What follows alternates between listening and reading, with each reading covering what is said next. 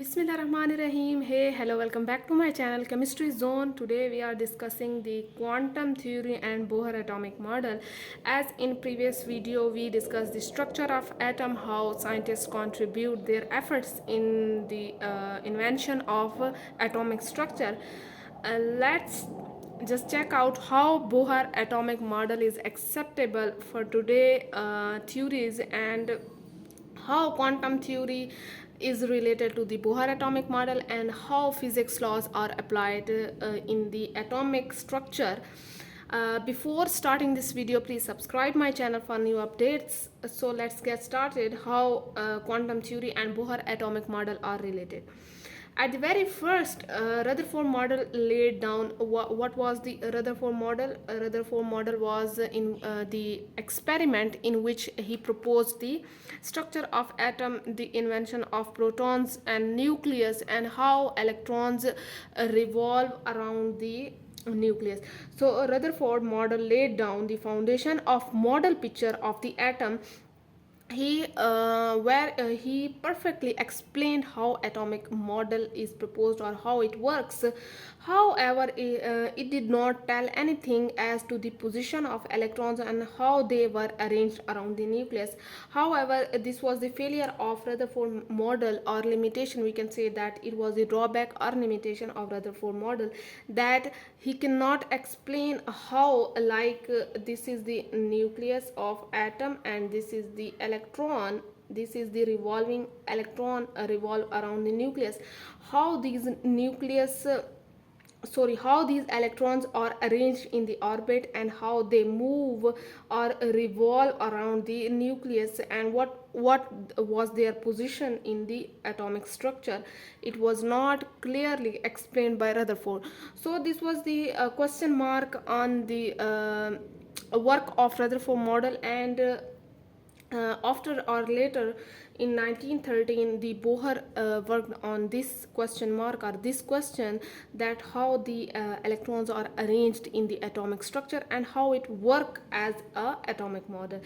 So what was the limitation? A limitation was the anything as the position of electron and how they are arranged around the nucleus. That was the limitation.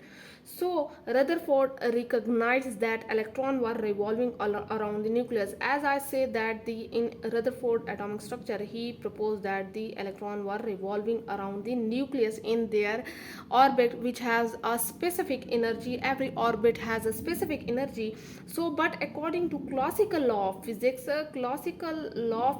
physics, an electron moving in a field of force like that of the nucleus would give off the radiations. So Rutherford recognized that let's suppose I have an atom in which the electrons are revolving around the nucleus. So he proposed that the electron which revolve around the nucleus has a specific energy, and it can radiate the emission, or it can emit the radiation. So in this case, the electron which is emitting the radiation lowers its energy by emission of radiation, and it will face a decrease in energy, and it might collapse the nucleus. Like the electron will revolve around the nucleus, continuously emitting the radiations, and after a specific period of time it collapses into the nucleus, because it was continuously radiating the radiation, which lowers its energy, and in this case it will emit radiation and collapse the nucleus or destroy the nucleus. So this was according to physics law. An electron moving in field, so it emits the radiations and gradually collapse in the nucleus. Rutherford model failed to explain why electron did not so, but this was the hypothesis, or the imagined structure, that Rutherford said that according to, if we apply the law of physics on the atomic structure, the electron will radiate energy continuously, and if it did so, it will collapse the nucleus by the continuous emission of radiation. But this did not happen. So this was also a question mark, why it did not happen, or why electron did not do so. So this was the basic question. of the quantum theory and why Bohr worked on this, because they are saying that it was the structure of atom was not destroyed by, according to law it was emitting energy continuously and it was destroyed. So why it did not? So Niels Bohr was the scientist, a brilliant Dutch physicist, pointed out that the old law of physics just did not work out in the microscopic world of atom.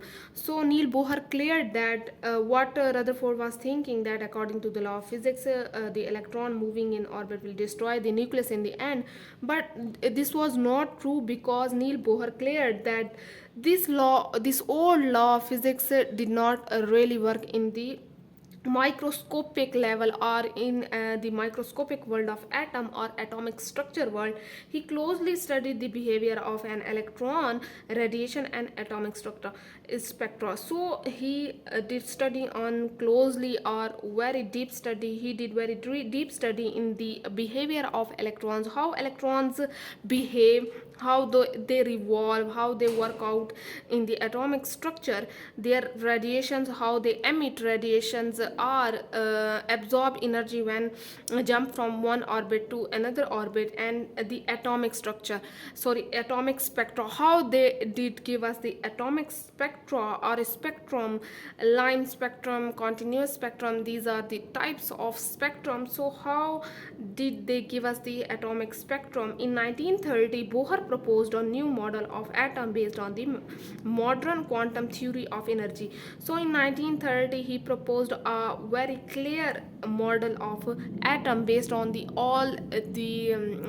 modifying all the limitations and the drawbacks, working on the drawbacks of Rutherford. He finally proposed the model of atomic structure, which was a very crystal clear about the physics laws, about all the limitations, and how this worked on the modern quantum theory of energy. Let's see how he explained his model. Now we have, with this theoretical model, he was able to explain as to why an orbiting electron did not collapse into the nucleus. He clearly explained that why it did not happen, why the electron did not collapse into nucleus by continuous emission of radiations, and how the atomic spectrum were caused by the radiation emitted when electron move from one orbit to another. When the electron move from one orbit to another, it either absorb or it either emit the radiations. Here we are discussing about the emission of radiations. So the atomic spectrum is obtained when the electron move from one orbit to another. So here's the main point, that how the atomic structure were caused by the radiation when the electron jump from one orbit to another orbit. Therefore to understand this concept, we have to study what is the electromagnetic radiations, how these radiation work in the atomic structure, what basically these electromagnetic radiations are. Let's see, we have a very brief view of this electromagnetic radiations. What are they? What the basic term electro radiation means? Here, what are the electromagnetic radiation? Let's see what the electromagnetic radiations actually are. Electromagnetic radiations are those waves. These are the form of waves. You know that what actually the waves mean, which have both electric and magnetic properties. Like, this is the combination of two words. First is the electro and second is the magnetic. So electro means electric and magnetic means magnetic properties. It have the both electric and magnetic properties. The waves which have the both nature of electric and magnetic and gains both properties of electric and magnetic. So for example, we have a very precious example of electromagnetic radiation, which are the radio waves. You all heard about the radio waves, X-rays, invisible rays, infrared rays. So these all are the example of electromagnetic radiations. energy can be transmitted through space by the electromagnetic radiations. Let's see, we have a short view or a short diagram how the waves are caused and how they can travel in a medium. Let's suppose they can travel at the speed of light, and electromagnetic radiation basically don't need any medium to travel.